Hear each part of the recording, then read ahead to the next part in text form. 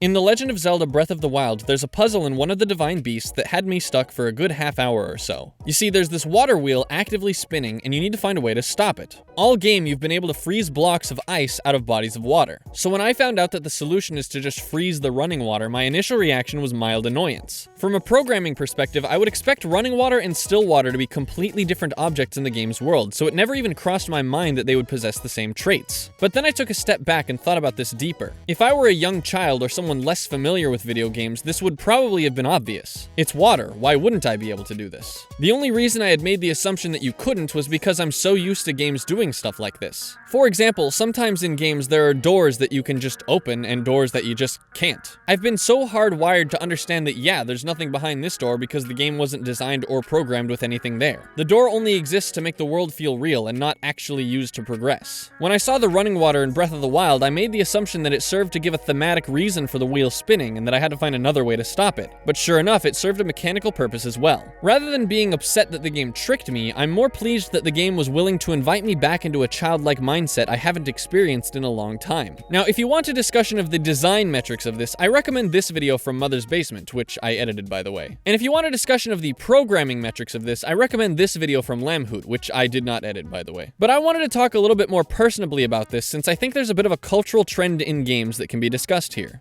I've implied in a past video that Super Mario Odyssey was my favorite game of 2017, and I'd maintain that it is. The primary reason for this is because it invoked this childlike sense of wonder I'm describing. Other people have gone at length at explaining why, so perhaps you're already familiar with the example I'm going to use. This spot in the Desert Kingdom. Pretty much any other game that had this would put invisible walls here barring your path to the top. But no, not only can you actually make it up here, the designers understood players would try to and reward you for achieving it. This all culminated into a silly little moment for me. In the end game, I found this little sliver of a cave that I couldn't find out how to get into. I'll forgive you if you can't see it because there is nothing here. For some reason, I thought there was a small hole in this wall that you would need to find a way to get into. And looking at it now, that seems incredibly stupid. But at the time, the game had put me in a mindset so playful and ready to explore that it seemed reasonable. I think this speaks volumes to the type of design that they were going for and how well they had achieved it. I didn't put Super Mario Odyssey down until I had 100% completed it, and once I was done, I immediately wanted to jump right in and do it all over again. And I didn't. I know that playing it again will make it stale, so I've been putting off replaying it. Someday, when I've forgotten as much as I possibly can, I'll return to it and hopefully enjoy it almost as much as the first time. This is also why I generally don't speedrun games, as that requires me to play a game a lot, and I can see that damaging the childlike wonder the game invokes. Other than Mario Odyssey, I think the last time I really felt this way with a game was Scribblenauts. For the uninitiated, Scribblenauts was, and may still be, the most creative game of all time. The premise seems too simple to be true. You play as Maxwell, who is equipped with a magic notebook. Whenever you write any noun, the book will create that thing.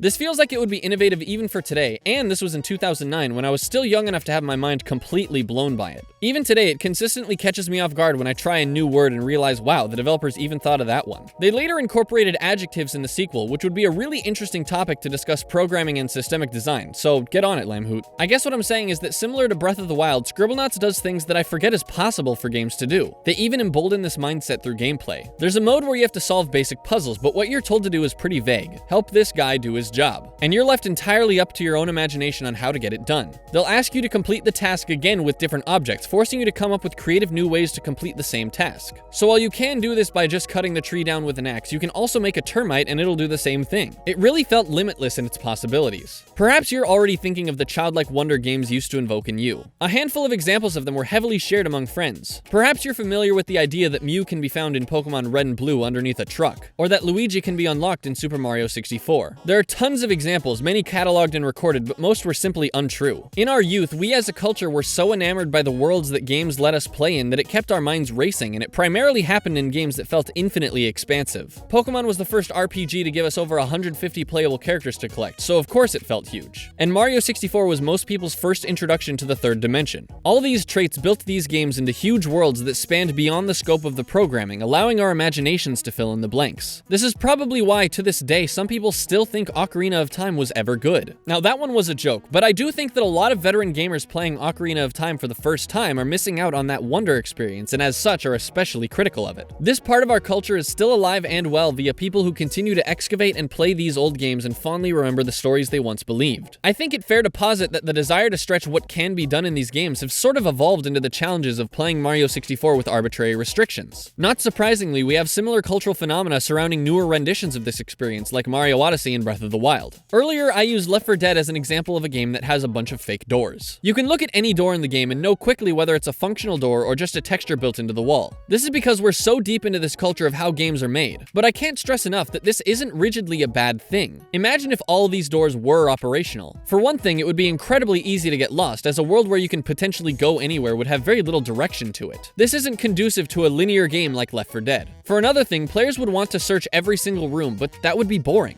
Going into each room and seeing what's in it would become a hassle, especially since they wouldn't be able to reasonably populate each room with new and interesting things. The reason this works in Mario Odyssey is because it's fun just to move in this game. There's a sort of satisfying reward just for demonstrating the ability to navigate to these locations, which is something players don't get from Left 4 Dead. This is, of course, because Left 4 Dead isn't a collectathon platformer, but a focused objective-based linear team shooter. I guess what I'm saying is that I'm not lamenting that this trait is less prevalent in a lot of modern games, because it could really only work in a handful of settings and genres. If anything, I'm pleased that a few modern games have been able to reinvigorate this feeling in me despite my age. And that's the end of the video. I hope that this dive into design and culture was an enlightening one. What's a game that invokes this feeling in you? Leave a comment so YouTube will think my video was more successful than it was. If you want more content like this, I highly recommend Swankybox, a good buddy of mine who goes at length about these experiences he's felt with games. Alternatively, I'll also link to the aforementioned Mother's Basement and Lamb Hoot videos. And also subscribe to me because I'm pretty.